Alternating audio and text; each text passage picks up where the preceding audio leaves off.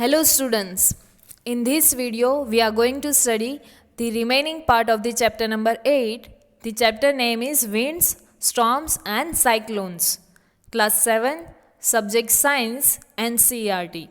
In the previous video of this chapter we had seen about air and what is the properties of air, that air exerts pressure. Then after we had seen that high speed winds are accompanied by reduced air pressure. Then after we had seen that air expands on heating and contracts on cooling, and the warm air is lighter than the cold air. So now let me continue this chapter. So the next topic is wind currents are generated due to uneven heating on the earth. Due to uneven heating on the earth, the wind currents are generated. So these situations are, in the first situation, uneven heating between the equator and poles are given to you. So you might have learned in the geography that regions close to the equator gets maximum heat from the sun, and the air in this region gets warm, and this warm air rises and cooler air from the sides or the regions in the 0 to 30 degree latitude belts on either side of the equators move in. Like here in the globe of the earth it is shown to you, this one is the equator. So here equator, the region which are there on the equator, so they get maximum heat from the sun, so they get warm earlier. So the warm air rises up, so they will move upward, and the cooler air from the region in the 0 to 30 degree latitude belt, that is from this side or from this side of the equator. So these winds blow from the north and the south towards the equator. This wind blow towards the equator from the north and south pole.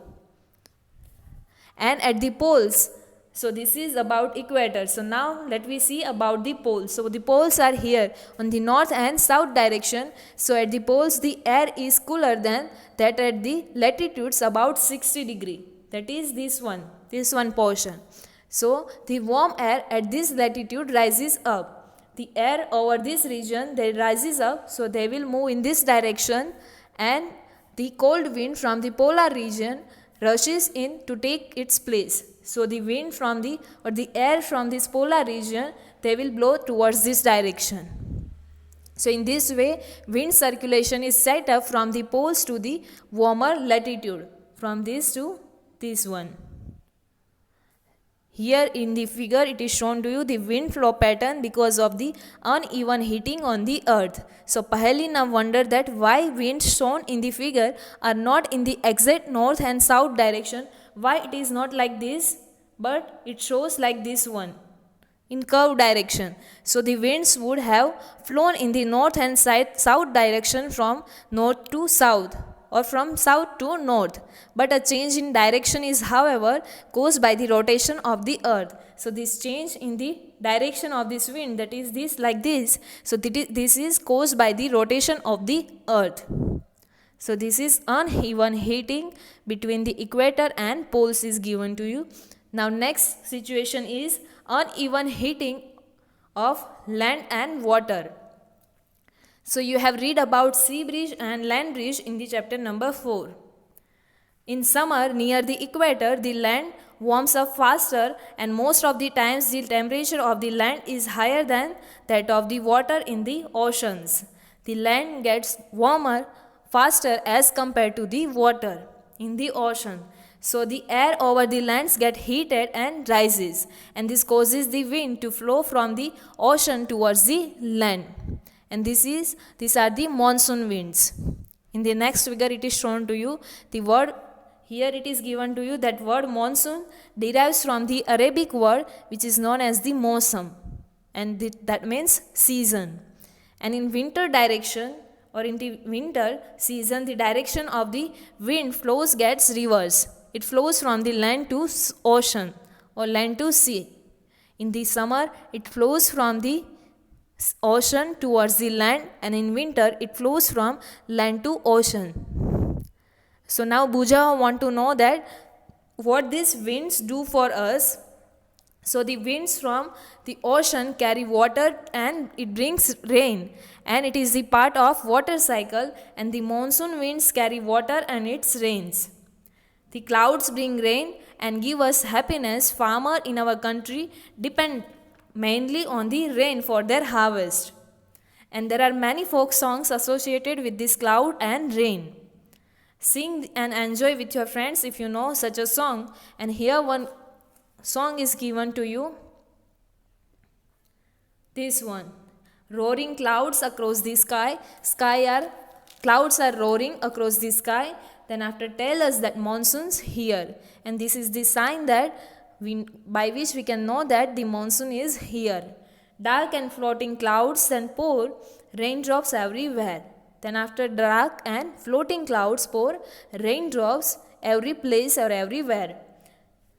Clouds make lightning flash overhead and irrigate fields with rain. Then after clouds, it makes the lightning flash or lightning strokes overhead, and it irrigates or it gives supply water to the fields. Clouds make earth its fragrance spread when wet with drops of rain. When the earth gets wet with the drops of rain, it spreads its fragrance everywhere, and rising from the oceanwards, clouds fill up with water. Again now air rises from the ocean, and clouds again fill water or fill rain from the ocean, and rain to ocean back at last to mingle with ocean again. Again it will rain, and then after again it will mingle or it will get back to the ocean again. So this one is the one folk song is given to you. Here two pictures are given to you. In the first map of India, the wind speed is shown to you or wind direction is shown to you. Uneven heating of land, especially in Rajasthan desert, like here, uneven heating of the land generate monsoon winds from the southwest direction. That means from this direction towards the other region and in the summer season. And these winds carry lot of water from the Indian Ocean. As we had seen in the summer season, the land gets heated faster, so the air above the land gets hotter and it rises upward side, and the colder air on the ocean, it will take the place of this warm air, so they will come here and to occupy the place of this air. So like this one, this air blow from ocean to land, and this happen in the summer season. So in summer the wind blows from southwest direction, and these winds carry lot of water from the Indian Ocean. Next, here in the next picture, so this next picture is shown to you uneven heating of land and water in the winter season. So it generates wind from the northwest cold land from this side to this side, and this colder wind carry little water and hence bring small amount of rain in the winter season.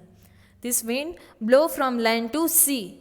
The land get cooler faster as compared to the water. So the air above the water or ocean is warmer, so it rises up, and the cooler air from this land, it will blow from land to sea. So the winds blow like this one from northwest direction to this sea. So these winds which are coming from the colder land, this brings small amount of rain in the winter season. So this is about the winds which are blowing from land to sea and sea to land. Here it is shown to you in July and January month, the direction of wind is shown to you. This shows the latitude of the place. And ASL, that means above sea level. Above sea level, what is the latitude is shown to you. So this is about the uneven heating of land and water. So we had seen that these winds bring the rain and water to different parts of our country. However, it is not always happy ending. Rains often create sometimes problems. So can you list some of that problems? So we might face sometimes floods, then cyclones, etc. So you can discuss the causes and solution of the problems with your parents and teachers. In nature itself, there is a certain situation that can sometimes create disasters or it destroy a lot and pose threats to human, animals and plant life. And this kind of situation are dangerous for the humans, animals as well as plant life. So now here some two situations are given to you, that is thunderstorms and cyclones. So now let me see what is thunderstorms and cyclones. So the thunderstorm develops in hot, humid and tropical areas like India very frequently. In the hot, humid and tropical areas, the thunderstorm develop frequently or many times. The rising temperature produce strong upward rising wind. Because of rising in temperature, the wind rises up faster and these winds carry water droplets upward with it and where they freeze and fall down again. So that is what we are getting as the rain. And the swift movement or this faster or speedy movement of falling water droplets along with the rising air creates lightning and sound. The air moves to upward side and the water droplets move downward side. So this fast movement of this both causes the lightning and sound, and this event we call a thunderstorm. You will read about the lightning in detail in higher classes, and if a storm is accompanied by lightning, with storm the lightning is there, then we should or we must have to take precautions that are given to you, that is, do not take shelter under an isolated tree, and if you are in a forest, take shelter under a small tree. Do not lie on the ground. Do not take shelter under the isolated tree. Isolated tree, that means a single tree in a place where the single tree is there. So do not take the shelter below that kind of tree. And if you are in the forest and no other situations are there, then take the shelter of the small tree. And do not lie on the ground. Do not take shelter under an umbrella with a metallic end. Next you have to take care is, do not sit near a window, open garage, storage sheds and metal sheds are not safe place to take shelters, as in the lightning stroke a large amount of electricity is generated. So do not take the shelter below the metal sheds. Next is, car or a bus is a safe place to take shelter, and if you are in water, get out and go inside a building. So these are some precautions when the storm is accompanied with the storm if the lightning is there. So now the question is, what is cyclone and how the cyclone forms, or how a thunderstorm becomes a cyclone. So you know that water requires heat when it changes from liquid to vapor state. By boiling water, we can convert liquid into vapor state, and now the question is, does the water give back heat when the vapor condenses into liquid? That means if we want to convert this vapor into liquid form, then does the water give back heat? Can you recall any experience to support this? Yes, you notice that when you cover the vessel which is filled with hot water with a plate, then after some time you will find that on the lower surface of the plate you will find some droplets of water. So that droplets are converted from the water vapor, and if you will touch the plate you will find it hot. So we can say that the water vapor converted into liquid and it gives us heat back. So before cloud formation, water takes up heat from the atmosphere to change into vapor. And when this water vapor changes back into liquid form as the raindrops, as it converted into liquid state from the gaseous state, then this heat is released into the atmosphere. And the heat released to the atmosphere warms the air which is around that. And the air tends to rise and causes a drop in the pressure. Because of that, the pressure changes there or difference in the pressure is caused and more air rushes to the center of the storm, and during this condition, as the pressure gets changed, the more air which is around the area which has the higher pressure, it rush or it moves towards the storm, center of the storm, and this cycle is continuously repeated.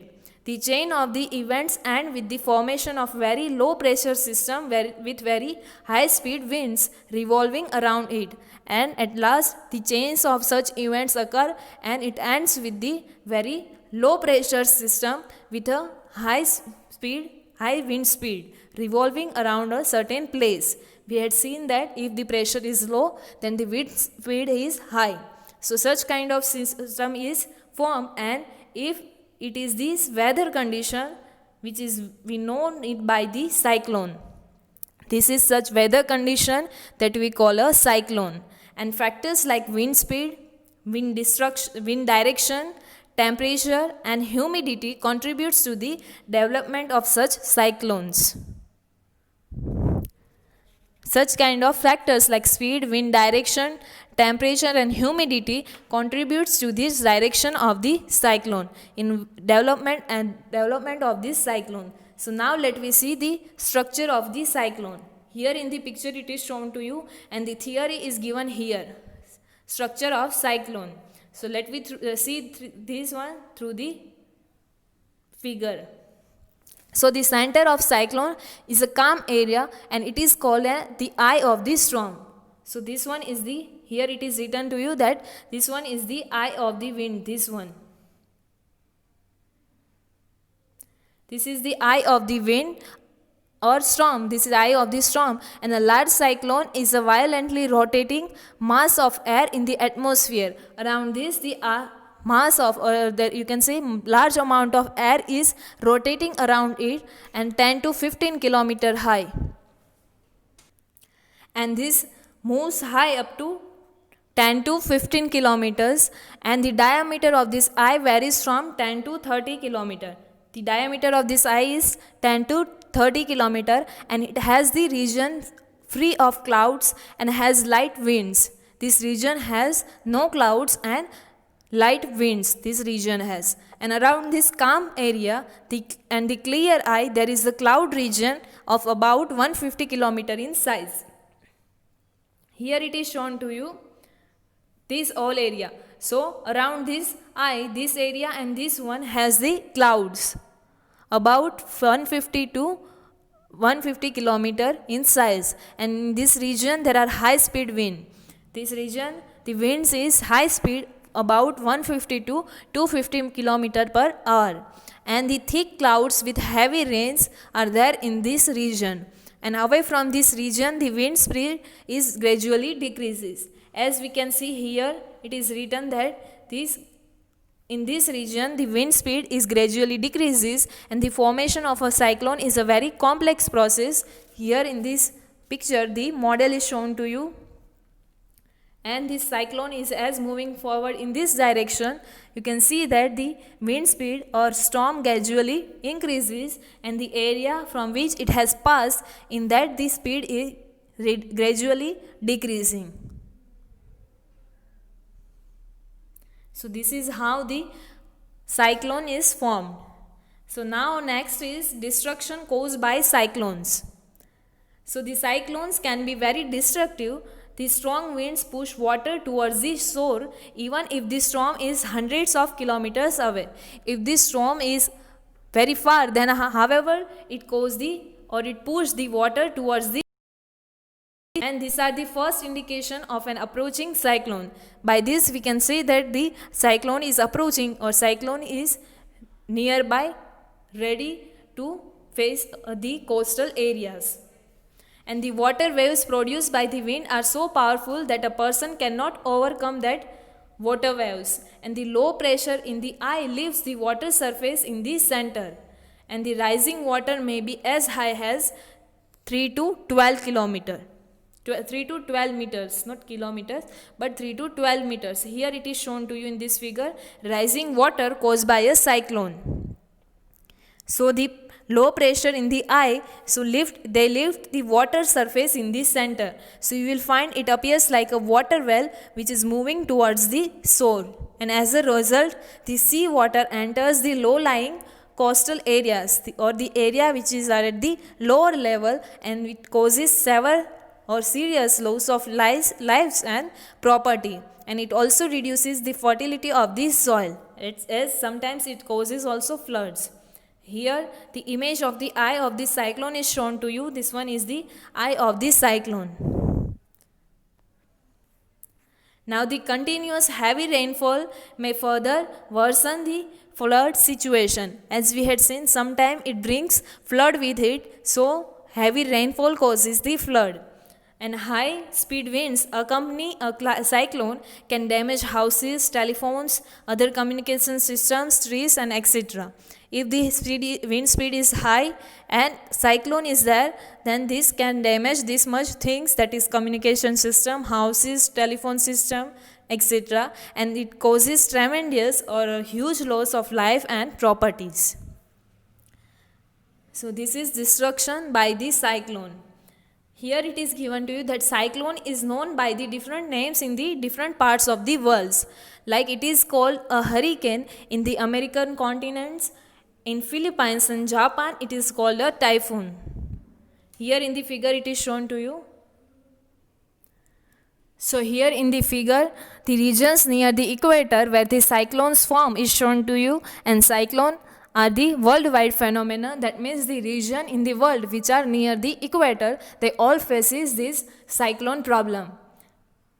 Here the regions and the name by which the cyclone in that region is known is also shown to you. Our India is here, it also faces cyclone, and we know it by this cyclone name.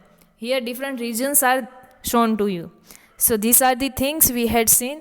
What is cyclone, what is destruction caused by the cyclone, and how this cyclone is formed. In the next video we will study the remaining part of this chapter. Thank you.